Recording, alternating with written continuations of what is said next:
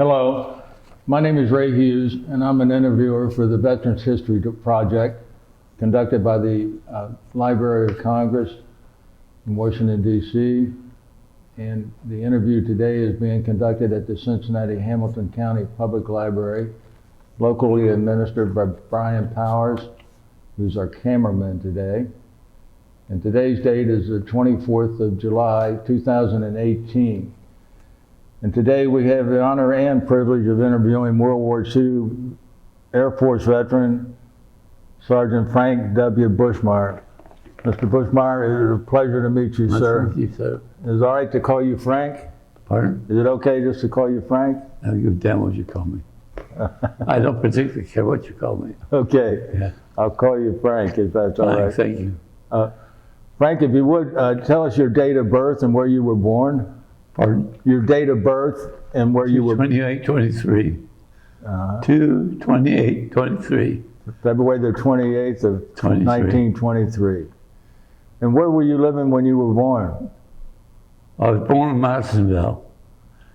Mom and Dad moved down to Madisonville to be with my grandmother, and we were there for a few years and moved to Terrace Park.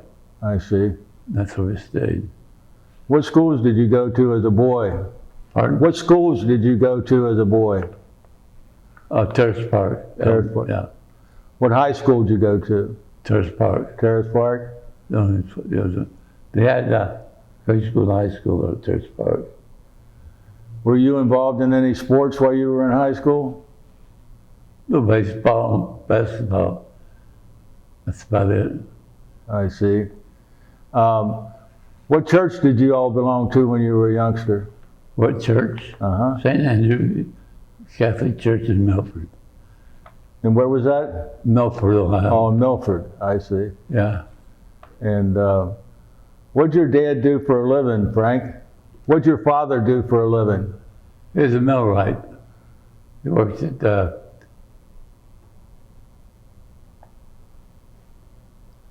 Ball Crank and another school, another church. I can't think of the others. And how many brothers and sisters did you have, Frank? I had 3 brothers and 2 sisters. I see. Are they still living with us? Are they still alive today? Yes, some of them are. Bill, my second youngest son, and the youngest son and oldest child, and the other 3 are Linda and Nancy and Chris, and they were in between. I see. He's talking about us. Oh, okay. He had 3 sisters, there's only one Yeah. still alive. And how many children did Frank have? 7, 7 children? yes. And are all the children living today? No, one passed away. I see. And helping us along with this interview is Bill Buschmeier, your son, and his wife Natalie. Pardon? I say Bill and Natalie help us out a little bit here Right. on remembering some names. Right. Frank, do you remember where you were on Pearl Harbor Day, December the 7th of 41? Yeah, it was Milk Cloud, the bowling alley. On Sunday afternoon, we usually went bowling. Several of the guys was up, and that's when we went on that Sunday, when we went to Pearl Harbor. It's a terrible thing. But anyway, that's what it was. Yeah, and you would have been, what, 18 years old when that Just happened? 18. Did you go into the service soon after that, or what? Pardon? Did you go into the service soon after that, or I went to service right then, yeah. Actually, I was drafted into the service, and well, before that went through, I joined up the Army Air Corps. Now, what made you want to go into the Air Force? I couldn't swim, and I had like hell walking, Well, that's a good so I decided to fly. And It says your date that you went into the military was on 27 January 1943. Yes. And did you go? You went to Fort Thomas first. Went to Fort Thomas, and then went to Florida. Went to Florida for training. Where at in Florida? Pardon? Where in Florida? St. Petersburg. I see.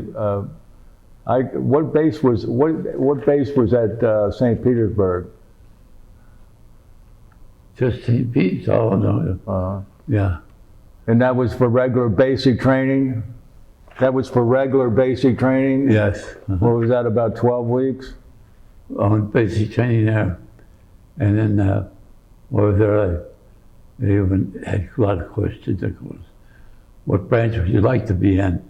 Well, I didn't much care for walking, and I thought of only flying, and that's what I ended up with flying Air Force. Where did they send you when you got in the Air Force for training? We were right in St. Petersburg. And that's up in the new school there, armament school, and I went to armament training there. Did they train you to be a gunner? Well, yes and no. I didn't particularly care, but of all those parts of the service, I thought that I loved the Air Force the best. Less walking, more flying. And it was just a great thing to be in the Air Force. And the Air Force was very young at that time, so it was a brand new service. But so I decided to stay there. I had either walking or the Navy or whatever, and I thought, well, hell, I can't swim the ocean. Why would I want to go there? So I got thinking, well, I think I'd go in the Air Corps, and that's what I did. I see. Never saw him since. Yeah. After your training as a gunner, where did they send you? Pardon? You were trained to be a gunner. Yeah. In St. Pete, Florida, and then went to Colorado for more training there, and ended up in Colorado. It was less of my training until so just we went right into flying, and so different. Great. I thought it was a great branch to be in, and so. At some point you were at Moses Lake, though, correct? When did you go to Moses Lake for training? Where? Moses Lake. Moses Lake, you went there for training at some point. What was it? From Moses Lake, Washington. Moses Lake, Washington. Yeah, for training. Yeah. We went to Sioux City, for basic training, and then so just like the first stage of flying, we went to Moses Lake, Washington, and we were there for a month or so, and I was just permanent duty there, and I liked that. Didn't do much flying at that point in time, but that was just being a part of the Air Force. It was a big thing at the time. Everybody loved the Air Force. And hell, I didn't like walking. Yeah. And you were also in Las Vegas for the gunnery school for a while. Where? Las Vegas? Yes. Because they wanted you to be Now, an Las instructor. Vegas is about for gunnery training, and after being there for a while and on through the school, I decided to stay there, to keep flying, and a lot of us just stayed there and, as in the Air Corps flying as a gunner, learn about guns, bombs, targets, different things like that. Everything connected to the Air Force, except swimming. They also wanted you to be an instructor out there. Yes, I was trying to be an instructor too. And I thought, well, I don't think I would that. So I had decided to just move on in the Air Corps where they wanted me to go. And I loved the Air Corps. Well, and remember when they wanted you to be the instructor, and then you said somebody you knew got busted and for not wearing the proper uniform, and then you decided to just continue on. And Yeah. when they asked you why you decided to leave, or you just said you'd rather continue to fly, and you told them it was too hot in Right. Las Vegas. Yeah, And he told you, remember, he said, son, where you're going, it's going to be a lot hotter. he said, yeah, son, it's going to get a lot hotter where you're going. I said, okay, I'll take my chances. And I did, and I've never been sorry since. Loved the Air Corps, loved flying. And Wow. it's great being with the Air Corps. So where did they send you after Las Vegas then? Pardon? Where did they send you after Las Vegas? Your next station? Well, I was at Las Vegas. We just kept flying there, and then they sent it to on the West Coast. We were still flying there, and we started flying practice missions, and they planned us to get a cruise to. We were from the cruise then, and they told us we were going to I forget what it was. No, I don't remember exactly what it was. What's the training, and loved it there. Loved the flying there, and flying was cool. Just loved it. Mm-hmm. Yeah. When did you get shipped to Europe? January, first week in January of '44, Uh-huh. and was over there. How did you get to Europe? I walked. No, they flew us. Oh, We you- formed in the cruise, Oh, okay. and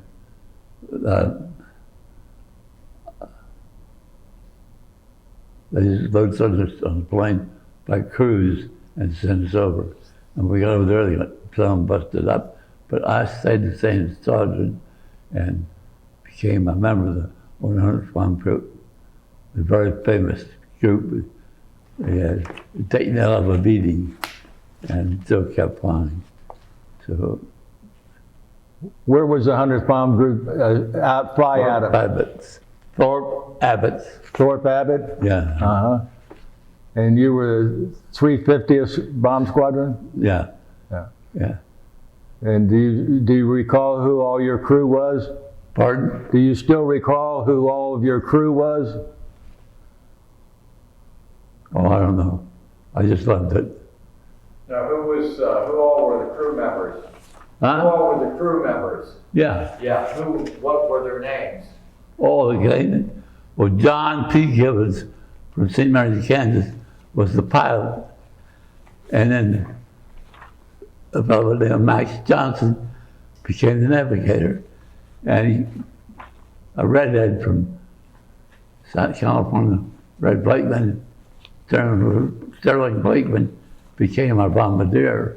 And he and I became pretty good buddies. And so sometimes he dropped the bomb, sometimes I would. But it's always the same guys, same crew every day. So who was the co-pilot on the airplane? Co-pilot on the airplane was a guy by the name Was it Bob Dykeman? Bob Dykeman was the second one. They Okay. had the first one, had him on. And Whoops. Oh. My bad there. I'll get it, Frank. But Is this your original crew? one of the cabin crew, yes. Yes, Let's see. This is you right here, right. and do you? Here, let me do this. I'm gonna hold this, come around here, kind of hold this, and then you can point, tell Yeah, everybody's name. okay. Well, that's Arnold, top turret engineer. Arnold, Right, right? top turret gun.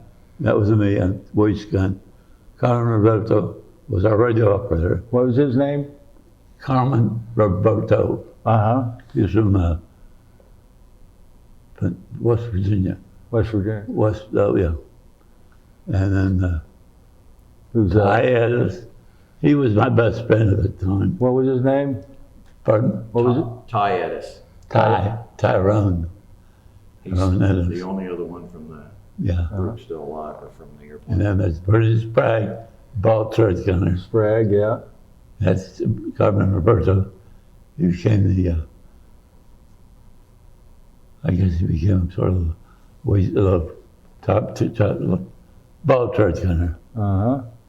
My Red Blakeman, Bombardier, John Blakeman, John Gibbons, the pilot, Max Johnson navigator, and Douglas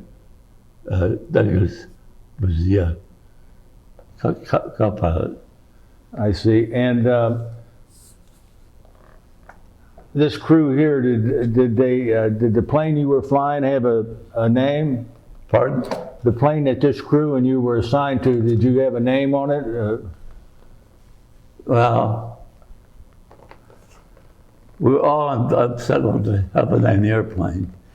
And finally, came down to Red Blakeman. He had to go in California and named that to her. What was? Miss, talking about Miss Irish? Miss Irish, yeah. And that was named after whose girlfriend? The Bombardier's girlfriend. Named after her. Here's actually the picture of Miss Irish. Mission on 19 March 44. Yes, and we'll get to that right down here. After you got to Thorpe Abbott and your cruise assigned, what was your first mission? Berlin. Now, I'm looking at your flight log here, and it says that your first mission was on the 3rd day of March, 1944. Oh, what? March 19th?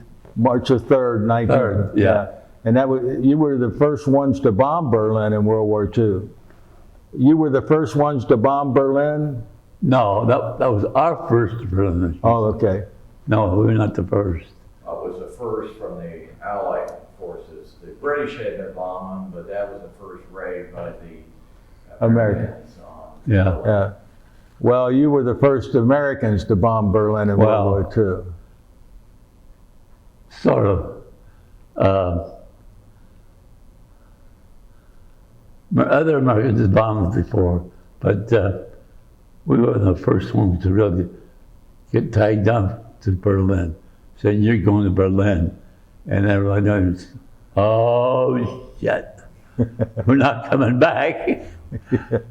Going to Berlin, but we got shot up pretty good several times, but we always came back, always very lucky. But whenever they mentioned in the briefing, you're going to Berlin today, everybody goes, "Oh, shit." Yeah. Well, but the first 4 missions you had were all to Berlin. Right. Yeah. You had to be. They're trying to get rid of us. Easiest way, go to Berlin. Yeah. Were you? It was a tough target, and we always lost airplanes there. Especially on March 6th. Huh? especially on March 6th. That's when you guys, whenever you guys took heavy losses. I mean, of all the groups going over, they lost 57 airplanes that day. Yeah, they got hell that day. Do you remember that mission on March the 6th? Oh, yeah. It seemed normal to me. It's going in, it's fine, but they weren't that accurate. But all of a sudden, there goes John's going to so. We're the only one left. Ah, bullshit. No, it can't be. But it was on several of the other missions. Out of the 12 planes that go up, we want to be the ones to come back. She knocked everybody else down. Yeah. I don't know if you remember John Gibbons, the command pilot on the March 6th raid. He told me at one of the reunions, he said because of the losses were so bad, he said, I didn't even need a navigator to get back. He said, all I had to do was follow the smoking holes in the ground back to England. Yeah. That was the truth. Kyle, you went to our little Kyle. Was your plane hit on those Berlin missions? Pardon? Was your plane hit by flak on your Berlin missions? Yes, but not that bad. Couldn't make it back. She's up, but we still make it back. This one picture we have, is that of, what mission is this? Is this 19 March? That's mission number 5. Oh, this is mission number 5? So he had just had his 4 missions to Berlin, which was bad enough. Uh-huh. Do you recall this mission here? Yes, you see the big hole in Wade's gun. Yes. They blew that gun away. And blew this big hole in the side of the airplane, and we still made it back. And, Where were you sitting about on that mission? right opposite that hole. Right on this other side, Yeah. on the left wing, Yeah. the port wing. Uh-huh. And the radio operator was sitting here, or? Yeah, well, he's right in here. And it blew it out, blew everything out. Left him sitting there. Just no airplane, no nothing, no. He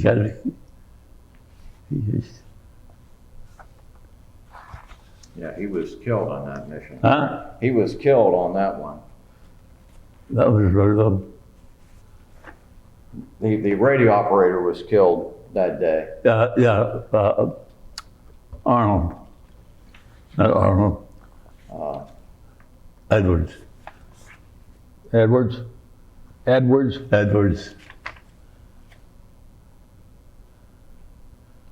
That was at Marquesa? Yes. Where's that located at? Was that in Germany or France?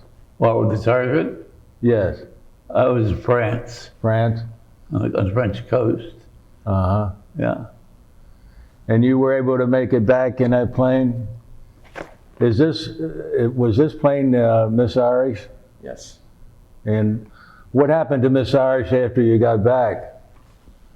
The plane? Eventually it was scrapped.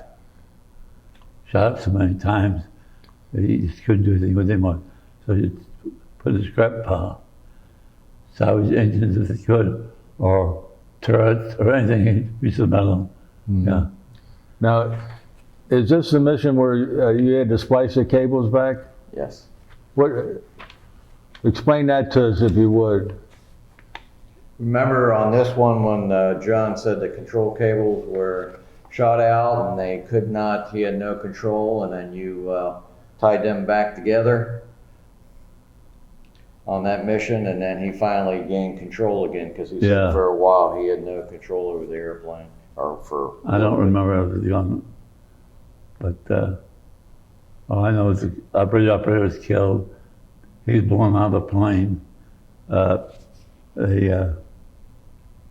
He was sitting there right next to me, and it hit and blew him around the hole, and landed in the North Sea someplace, or North Sea, or Over in the channel, Huh? over in the channel, or somewhere on the coast. Yeah. And the rest of the crew made it back? Pardon? Yeah. 9 of us went back. Then what, go ahead. Well, Ed came back too, but he was dead. Yeah. Oh, they recovered his body? They were able to recover his body? Were they able to recover the radio operator's body? No, I don't think he ever did. And then what hit him.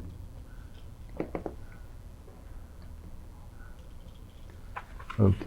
All right, when you got back, did they assign you a different plane? Yes, but it's decided to, it was Irishman, huh? I don't remember. Could have been Little Mike. They actually flown several different airplanes. I see. So they weren't always in the same one. But John Gibbons named it Miss Irish. I think it was somebody on his crew of the name of, can't think of his name. He was killed, and so they decided to go this one Miss Irish after the plane. Plane's name is sorry. Yes, right there. Not only did they have that massive hole, but then the fuselage, then the skin in that was cracked halfway up the other side. So there's basically on the left side of the airplane, there was only about a quarter of the fuselage that was basically holding the airplane together. Wow. Somehow And they that's made what, it back. yeah. Absolutely remarkable. I guess that's why they call it a flying fortress, among other Yeah. things. Yeah. An airplane, you shoot it up and still fly. Now, And they never stopped flying. Frank, did they keep, after you got back after this mission, did they still keep your whole crew together, all 9 of you? Yes, just added them to replace Roberto. But yeah, everybody was still on there, the rest of the crew, and we stayed together. Had a lot of close calls in that damn airplane.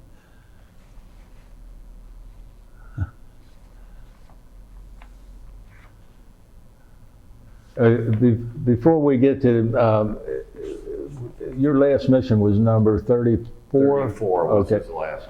Are there any other missions before mission 34 that you would like to talk about? Oh, Any other missions that you wish to talk about? You went back to bomb Berlin again. right. You bombed Berlin again in April of 44. And also, March. and yeah, March, April, and you bombed Berlin in May again. Do you recall those missions when you bombed Berlin again? Some of them do, yeah. Yeah. Did you have fighter escorts? Did you have a P-51 as a fighter escort? We had all kinds, mostly P-38s, 39s, and I could get some 40s in there too, but not as many 40s, more 39s, 38s. Now, did you have the P-51s also? Did you have the P-51 also? Yeah, Yeah. yeah. I was one hell of an airplane. Did you ever have any, what's now known as the Tuskegee Airmen flying with you, with the red tails? The red tails, well, they may have been, I don't remember them. I know they talked about the red tails, but I didn't learn too much about them. Mm-hmm. While you were in England, did you get much liberty to go into town? I think it was on there before the mission. We got a day off and went to London or whatever. We went to, I know we always went to London. I don't know why, but we did. You know, it was just different to be in London for days up. and you'd be on the ground, damn Germans come over bomb the shop, bombing from the sky. But we had a couple close calls with that.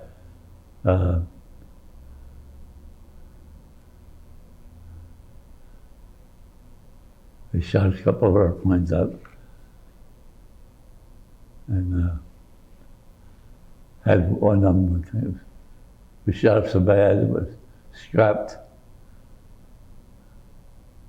But you went back anyway.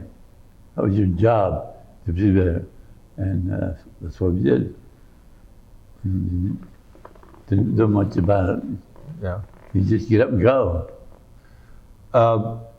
When they, at first when you were there, On what? at first when you were there in England, you had to fly 25 missions and then you could go home, right? Well, that's what it's supposed to be. Yeah. Then they Doesn't work out that way. Then they increased it to what, 30 and then 35? I've forgotten what the number was, but I don't think it have changed. But it's just, in other words, when you start flying, you flew till you were that went down. You know, it's just a normal.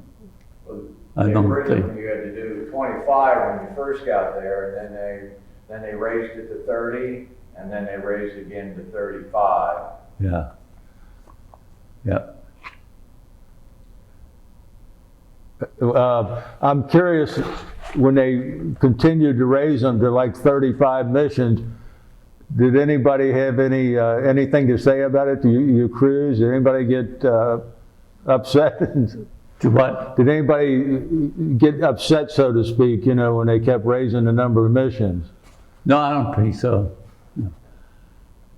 When you come down here at 35, they give you a week off, where it was, and flew again. But once we got that, we just kept flying. Well, when they raised the missions, when you were over there, did you get upset? Huh? When they raised the number of missions from 25 to 30, didn't you get upset when you were there? Yeah, everybody got upset. They said it was somebody just trying to kill us.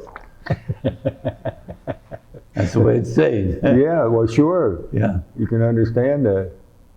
But And then when they raised it to 35, you said they want to kill us for sure, huh? yeah. Yeah. But and you know, when you got close to that you're probably going to run the Luftwaffe's better pilot, you know, and with better records, and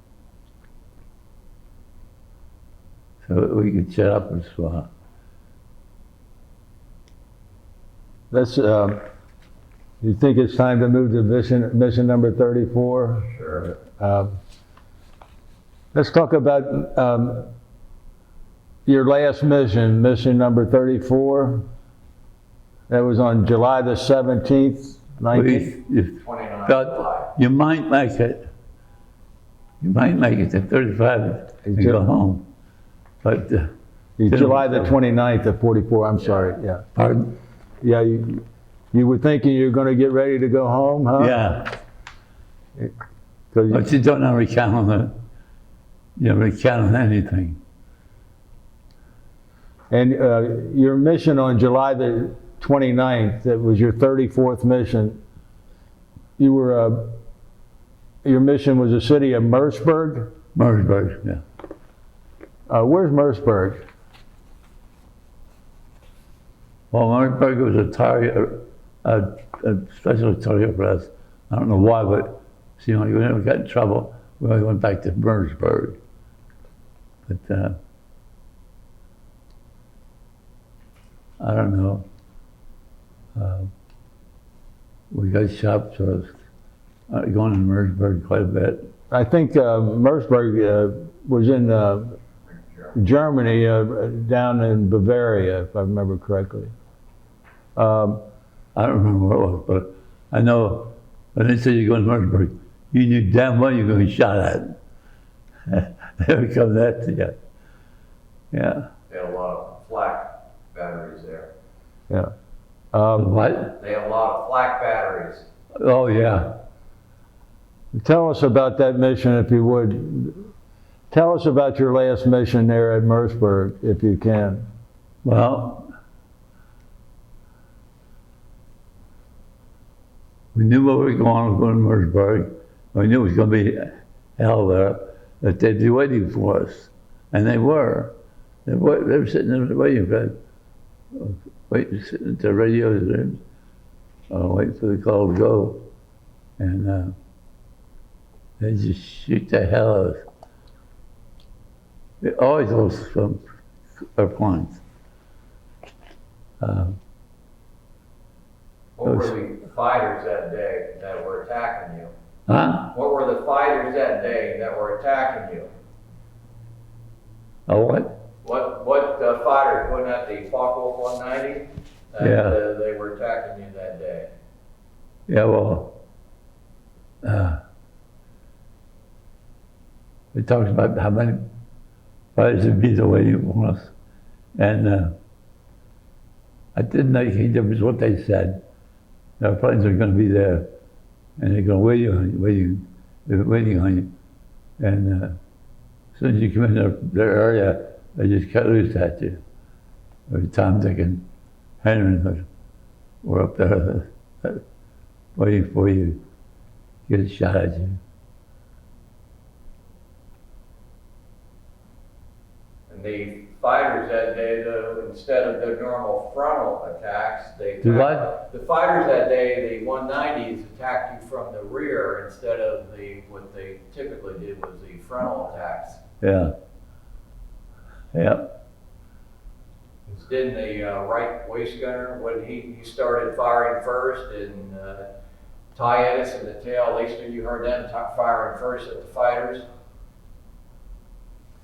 Remember that day when you were attacked by the Focke-Wulf 190s, and you could hear Ty Ennis and the tail and the right waist gunner, you heard them firing, but you didn't see them because they were coming up and then peeling back off before they got to your side.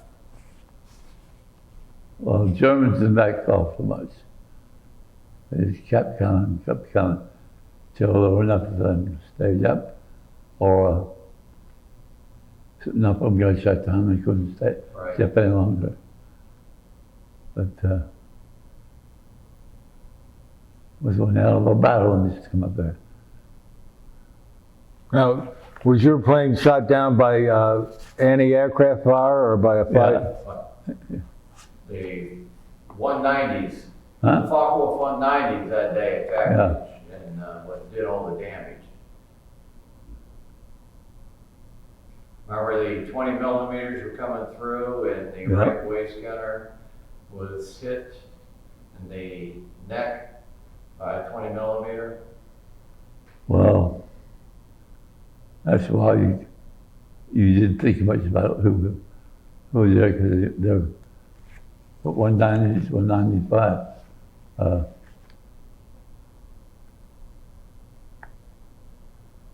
It's all kind of error. Yeah. Yeah. But that day when the Focke-Wulfs were attacking, you said you could hear the 20 millimeters coming through the fuselage. Yeah. And then you had your gun pointed, you were going to fire. They came out, but they never came past the left side of the aircraft. And then shortly thereafter, you heard the commotion up behind you, and that's when you had seen where the right waist gunner had been hit in the neck with the 20 millimeter. And then that about the time you said you felt like somebody punched you in the leg, which Who? that's about the time you said it felt like somebody punched you in the leg, but everything going on, I got hit with a 12, that shell, right in the leg of the belly. Hit me hard as good with this in my leg. That was a feeling sensation I got from it. Wow. But at that point, you didn't even know you'd actually been hit yet, right? Huh? At that point, you said you didn't really know you'd been hit Right. because of everything going on. Yeah, that's right, because everything's so busy. Didn't worry too much about it. And then it was shortly thereafter, it didn't tie, or no, it wouldn't tie at that point. One of the, or whoever the tail gunner was, came running out, came scooting out of the tail and said, "We need to get out of here." Yeah. Now, did all of you men bail out? Pardon? Did you bail out or did Yeah. you crash land? Bailed out, yeah. Yeah. Had to, there was nothing left. Plane was all shot up? Yeah. Did all 10 men bail out or No. I think, well, The right waist gunner, he was killed in the airplane. there was 3 or 4 who died right there. Well, Yeah. the only, the right waist gunner was killed, and then everybody else bailed out. And then remember, 2 of the other guys were killed by the civilians on the ground. who were the 2 men killed by civilians on the ground? Who were the ones killed by civilians? Dykeman and Who? Dykeman. Bob Dykeman. Yeah, Dyke was killed by civilians. I'm gonna say Arnold, but I can't remember. Arnold was killed by civilians, Yeah. I think. That's on those reports there. Yeah. And when is that the first time you ever bailed out of an airplane? Yeah, First time? once. One time only.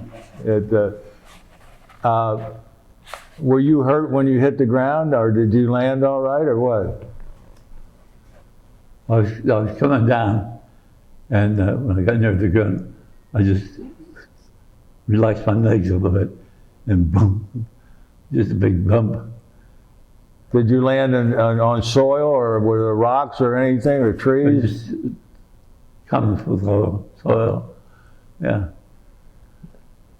And were you injured? Had your leg been hurt or anything? Pardon? Were you injured? Oh yeah, What was wrong with your leg? I had 20 millimeter in the leg. You had a 20 millimeter in your leg? Yeah. Yeah. So Yeah. you couldn't get up and run or anything like that? No. Huh? Tell us what you did. Well, I was coming down, and I knew I was going to hit on the ground, and I just sort of relaxed. So when I hit, let my knees sort of take a shot. But that's about it. Of course, it's shooting at me and hitting his leg. But that's about it.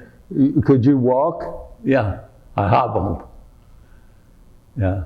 And how long before you were captured after you hit the ground? Oh, 5 minutes.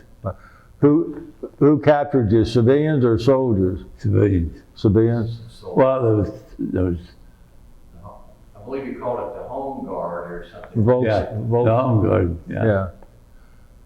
Yeah. Now, they were armed and had rifles? Yeah. Oh, yeah. Oh, yeah. Did they mistreat you? Did they mistreat you in any way? I don't think so. They beat the hell out of me. Yes and no.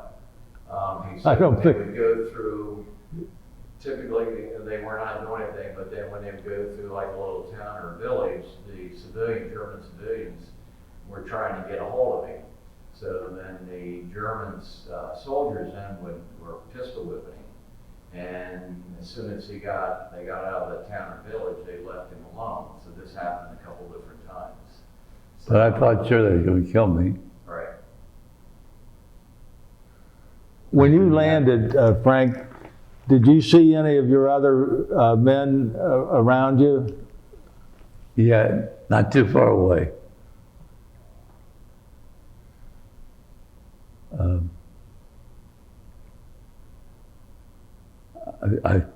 After I hit the ground, I recognized one foreign man, I forget it was. And he helped me. Oh, Sprague, I suppose. Yeah, he helped me. I couldn't walk, so he helped me hobble along. Sprague? Bernie Sprague, I guess. Yeah. He helped you? Oh, yeah. Yeah. Yeah. I hung on his arm around his shoulder. And, but while that shooting was going on, I could feel like it hit. But it didn't seem to bother me too much. But I knew I'd been hit in the leg and thought it was kind of bad. And so I guess the soldier I saw, a German soldier that helped me.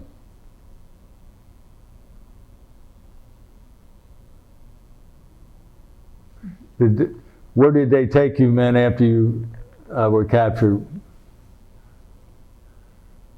And sort of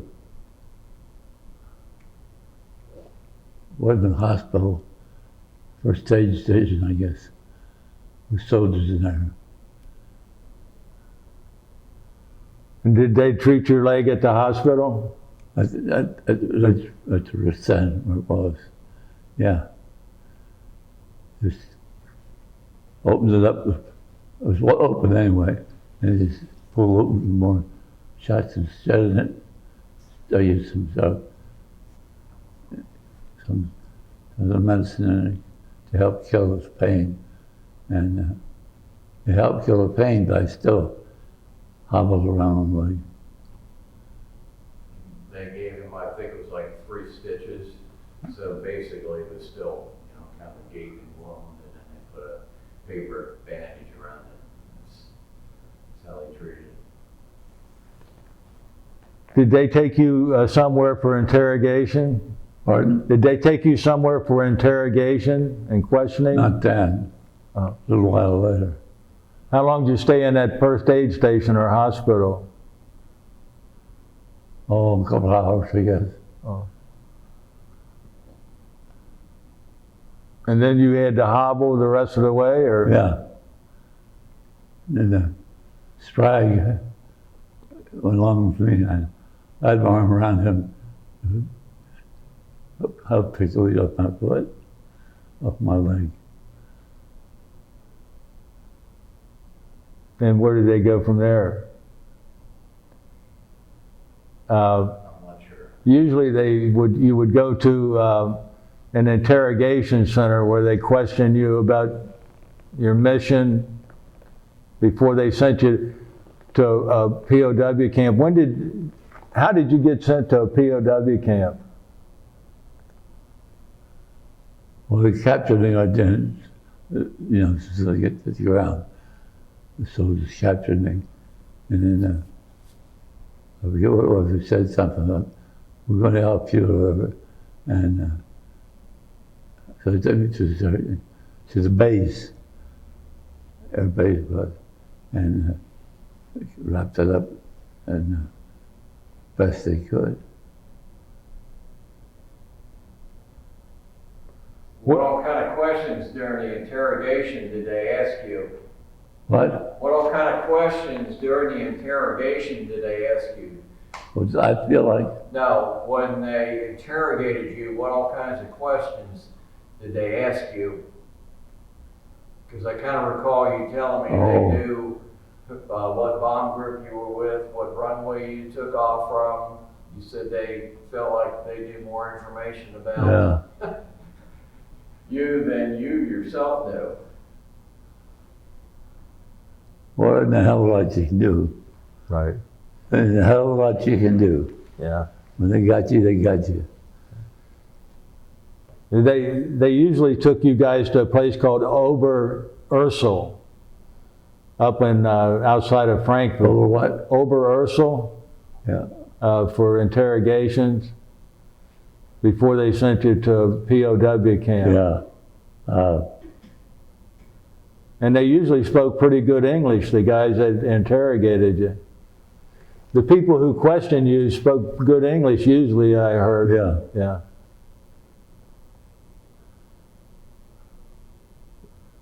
Did you, from there, did you go to POW Camp 4, Stalag 4? 4.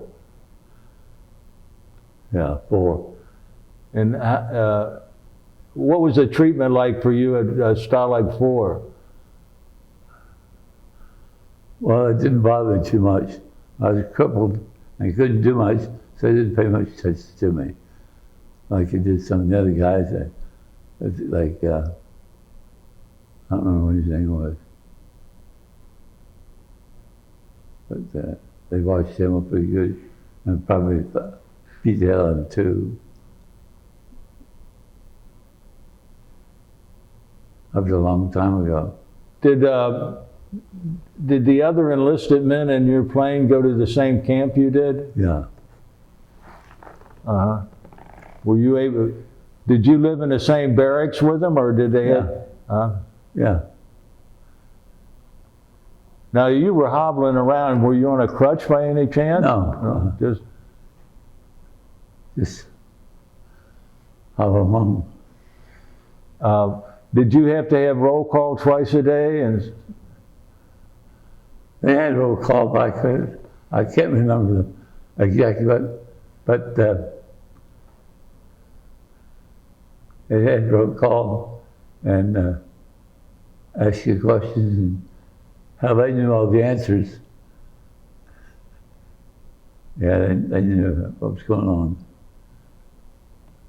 did you have any particular guards that were nasty and mean to you there? Well, sort of. Two big touchdowns.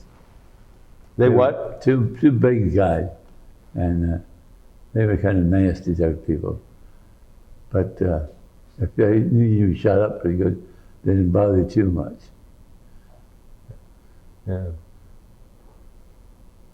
Somehow I think when you say they were a little nasty, it means a lot more, Yeah. you know. Well, what the hell? They had you, you couldn't damn thing about it. So,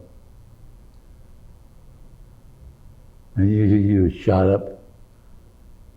What much you could do. Did you get any more treatment on your leg at the POW camp? Pardon? Did they do any more medical work on your leg at the prison camp? Put staples in, yeah. Medicine.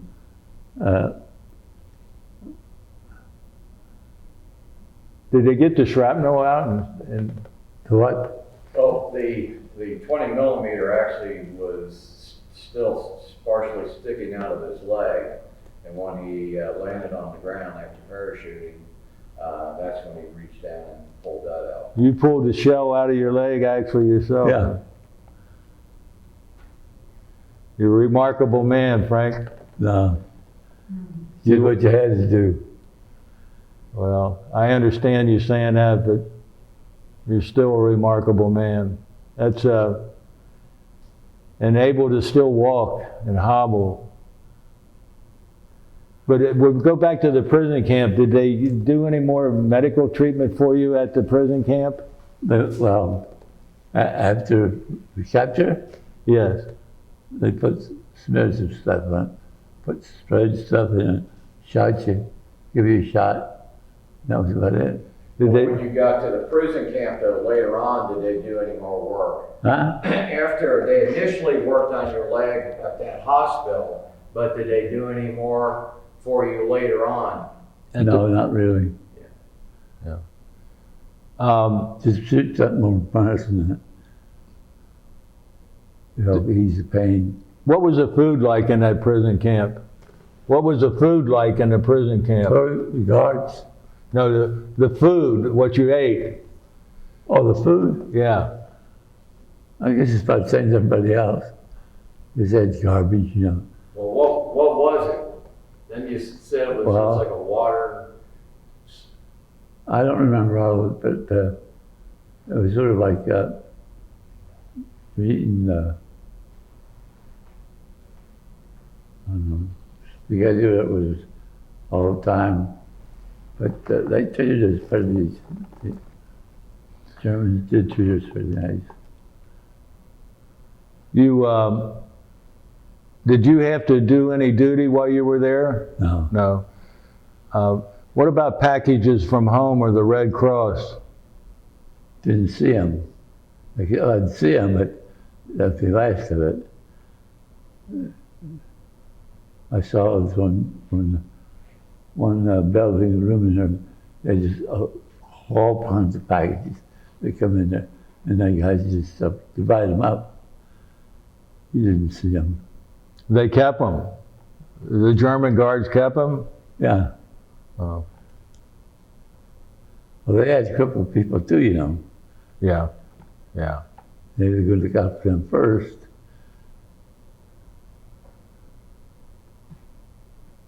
But overall, I think the Germans treated us pretty decent. Were you, where were you when the war ended? Were you still at Stalag 4?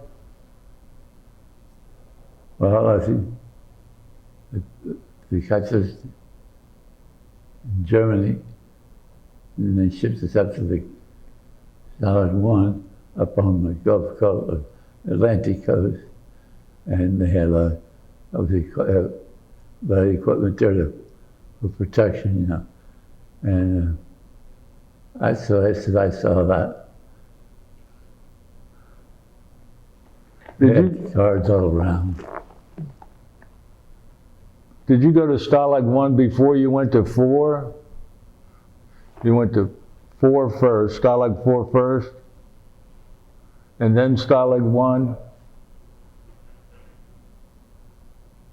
I'm pretty sure it was that way. I think one was up on the Baltic. Yeah. Were you there? Where were you when the war ended? Stalag 1 Uh, on the Baltic. on the Baltic Sea? Yeah.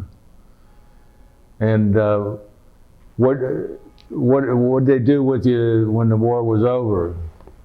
Nothing. Released. Services. Doors unlocked. Gates unlocked. And the guy just wandered over the countryside. And what'd you do?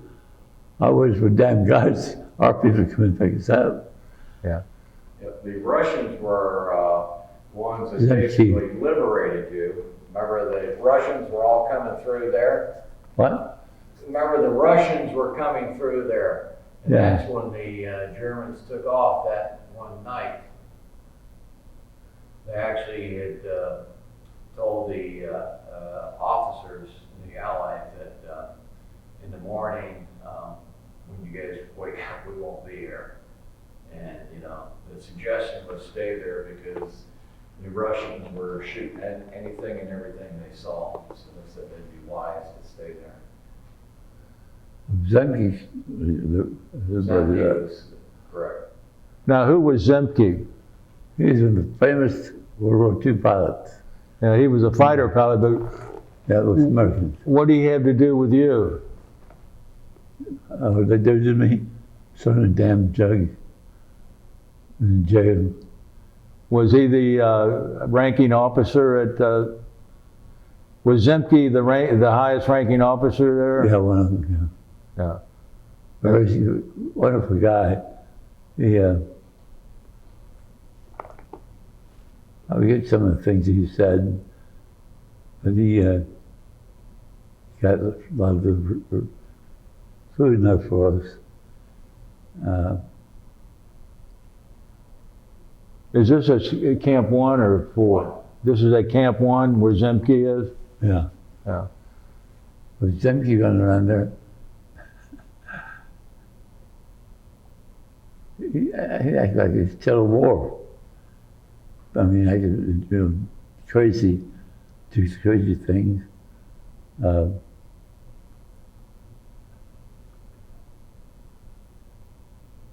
I remember you said Zemke had sometimes when they would have the formation, Zemke would stick his arms out and pretend like he was flying, Yeah. coming out for the formation out there.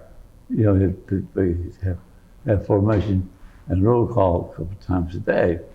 And with Zemke, you kind of find the formation. He was crazy son of a bitch. A great guy. He was a pretty famous guy too. Huh? He's a very famous man. Yes, he was. Yeah. He and should be. Everybody looked up to Zemke. So the Russians actually liberated your camp? Pardon? The Russians actually, I guess you'd say that. The Russians come in there and didn't do much of anything, but kept everything quiet. But Zemke came in right up with all of them. He raised hell of all of them. Oh, Hubert Zemke. I said, oh, he's a woman's crazy son of a bitch. But he was. yeah. He was a great guy. He was good to have around for morale purposes.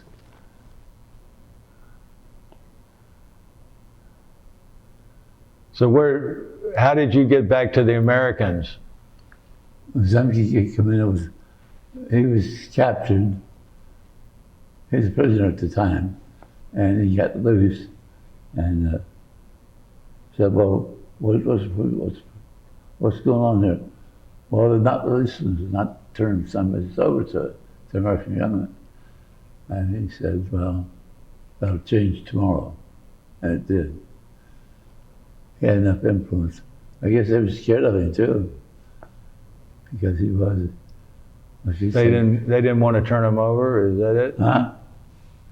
So how did you get, then after the Germans took off and the Russians went by and then you guys, how did you get back over to England? I don't think I followed him. How did you, from the prison camp, how did you get back over to England? American mines? Yeah. Well, we liberated, and we just started to turn loose. And so they got C-41s and C-47? or 7s, yeah, brought them in there. And we got out about the prison camp, and they brought the planes in and picked up to camp like Lucky Strike in France. And so we got to France, and then we could do what the hell we wanted. Of course, I wanted to get back home, so I got in the van. I was going to behave themselves enough to get back home.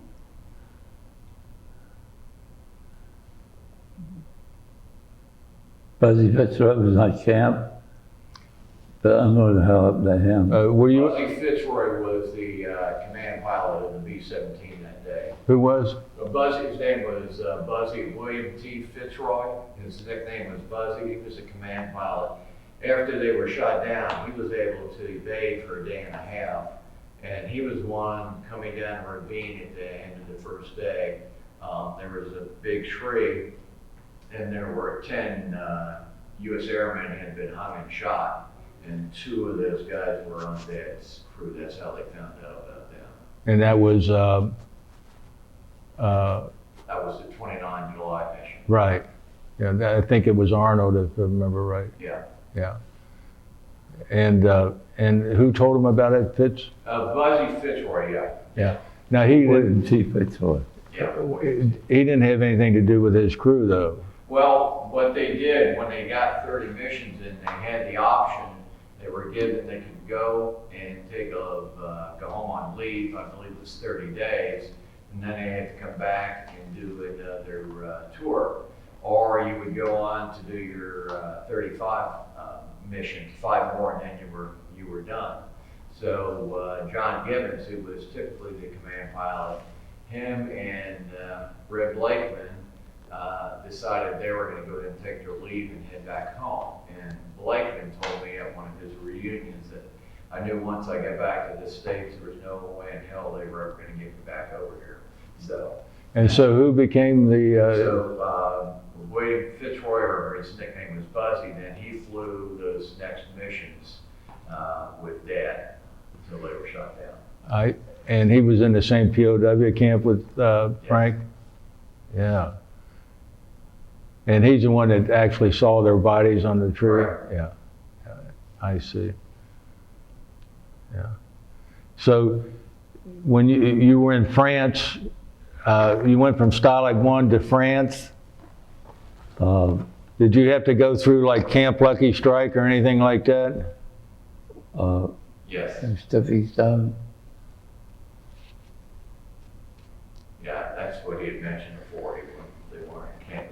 Right, at Le Havre, and from there you would have gone to England. We were released. Did you go back to England? Pardon? Did you go back to England after the prison camp? Yes, I did. And They could see what you wanted, more or less. And I said, well, hell, I'm going to go back and see the old guys. See how them left. And so forth.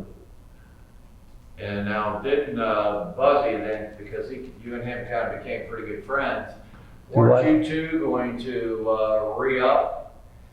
Or if they wanted to fly more missions or something, I can't remember exactly, and he tried to get that, and they basically the Air Force said, no, you two have done enough. No, you're not going to do that.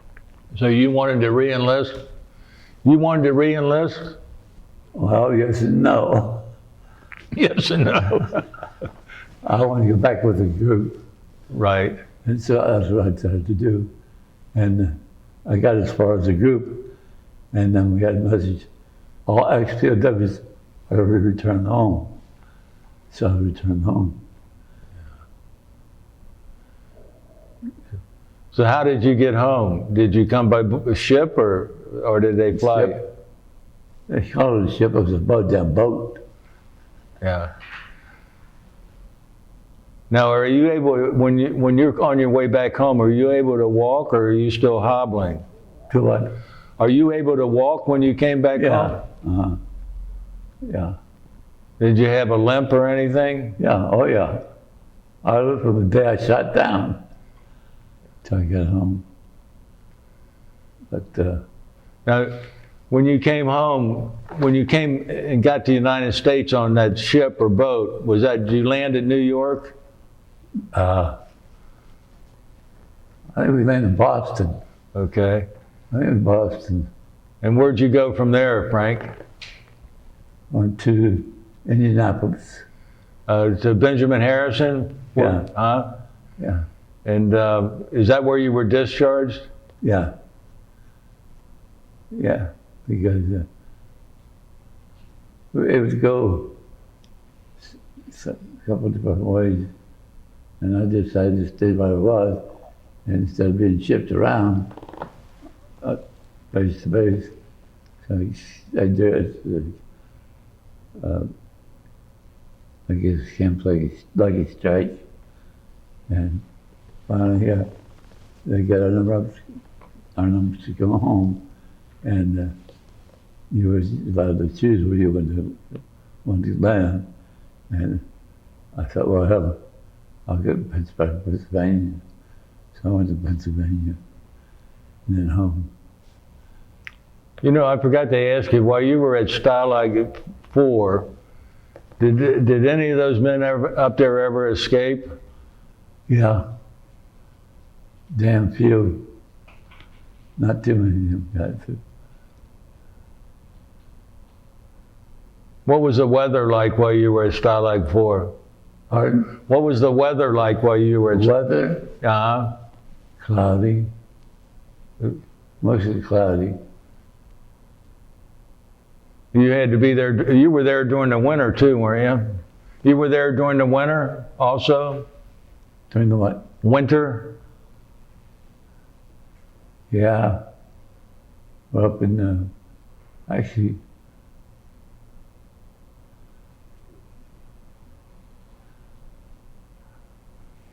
You have in your diary here, just what turn the cold part? September 12th.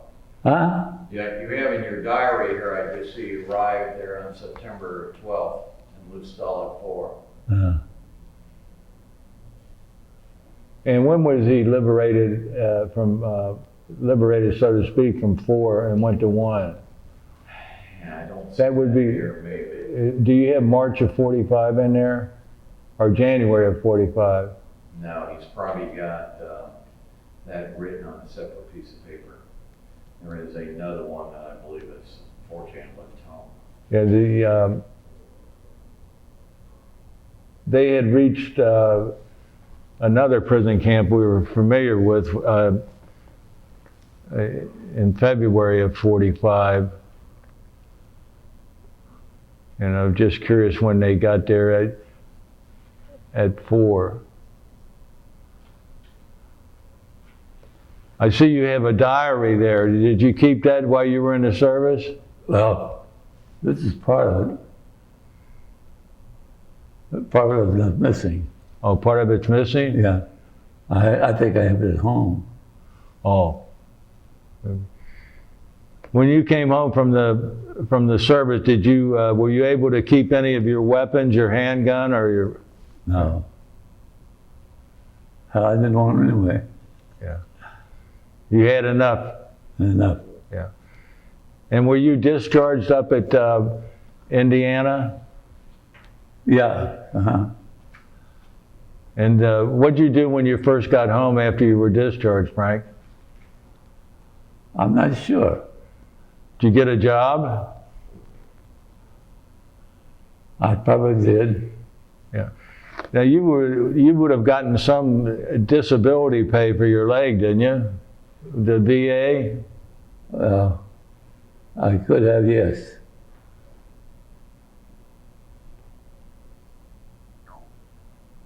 But I wasn't interested in that. Yeah. So when you get the hell out of there.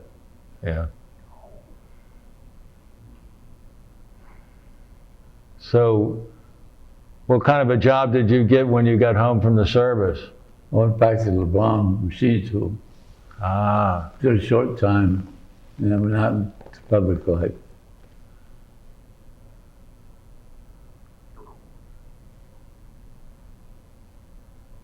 So after you left LeBlanc, what'd you do?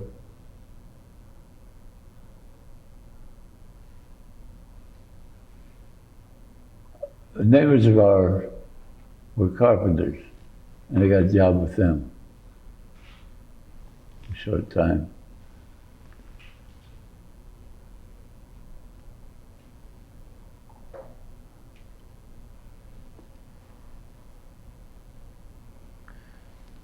Frank, what was your wife's name? Who? Your wife? My wife, Elaine. And her maiden name? And her maiden name? Elaine Miller. Elaine Miller? Yeah. How did you meet your wife? I actually met her through her dad. He and I worked together at the LeBlanc Machine Tool Company in the pattern making department, and we became very good friends. And then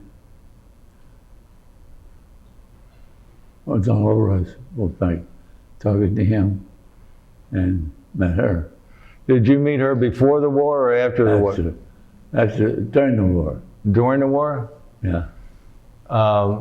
What, were you home on leave or something, or what? How did you meet her? At a picnic. Picnic after the war. Oh, after the war, huh? Yeah.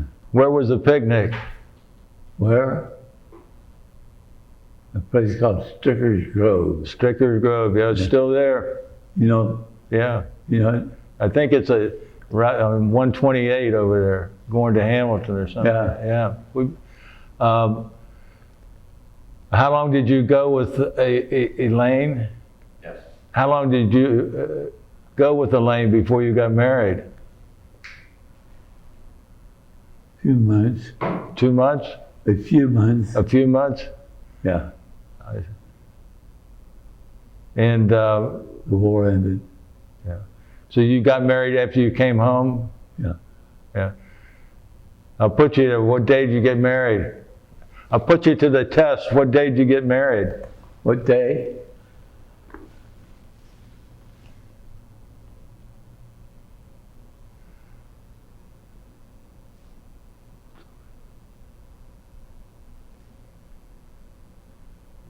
Did you get married in 1946? No, before that, I think. Uh-huh. I Now, think it was October. October, yeah. Huh? Yep, October. you got a good memory, Frank. October 46, huh? Thank you. I think it was it October 26th? What Oh, day your my. mom got married was October 26th or somewhere around there. Yeah. Yeah, and how many children did you have, Frank, you and Elaine? 6, 7. Yeah, so. 7. Yeah. Did Elaine did she ever have a job outside the family? Did she ever work what? Did she ever have a job when you first got married? Oh, yeah. Where was she working?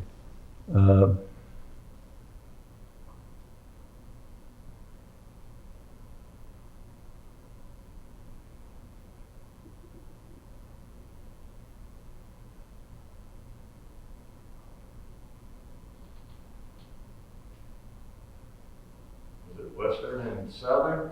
October 26th, I think. Yeah, where did Mom work? Huh? Where did Mom work? Was it Western, Southern? Yeah, she worked at Western Southern Insurance Company.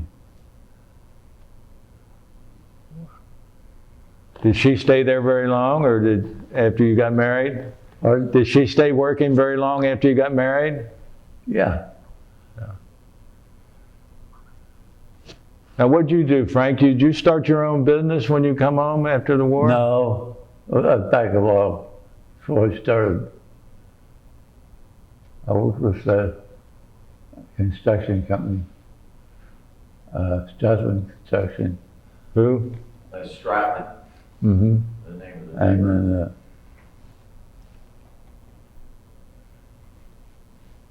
then I got in touch with a couple of architects that I'd done the footwork for, and got jobs for them. And it was somewhere around 62 when you went out on your own and started doing your own work. And then he would occasionally have somebody, just one or two guys help him. At this point, I'd like to see if Brian has any questions let's see if Brian wanted to ask you any questions, Frank. Frank, can you hear me okay? Dad, Can you hear me okay? Do what? Can you hear me okay? can you hear him okay? Yeah. I was wondering when you were in the prison camp, when people tried to escape, were they put in solitary or something? Oh, the big searching. Probably, I guess. If somebody tried to escape when you were in the prison camp, Do what? when you were in the prison camp and if somebody tried to escape and if they were captured, were they put into a solitary confinement or anything, or just back in the? No. I think okay. And when did you start doing reunions? When did you start reconnecting with people that you were in service with? Not until 1982 when you went down to the Myrtle Beach reunion. Yeah. So interesting about that, I had flown him down in a small airplane, and it was a beautiful sunny day you could see forever. And as we got to the Atlanta, it was down in Wilmington, and as we were getting to the coast, Dad had been very talkative the entire time, and when we got down by the coastline, he didn't say a word. And I didn't really say much. I thought maybe he's just thinking about the reunion and everything. But when we got back, I was showing him pictures of us flying, and I had a picture of the coastline, and I mentioned it to him. I said, you got real quiet, didn't say anything at that point. Was something wrong? And he said, well, I wasn't there. And I said, well, what do you mean you weren't there?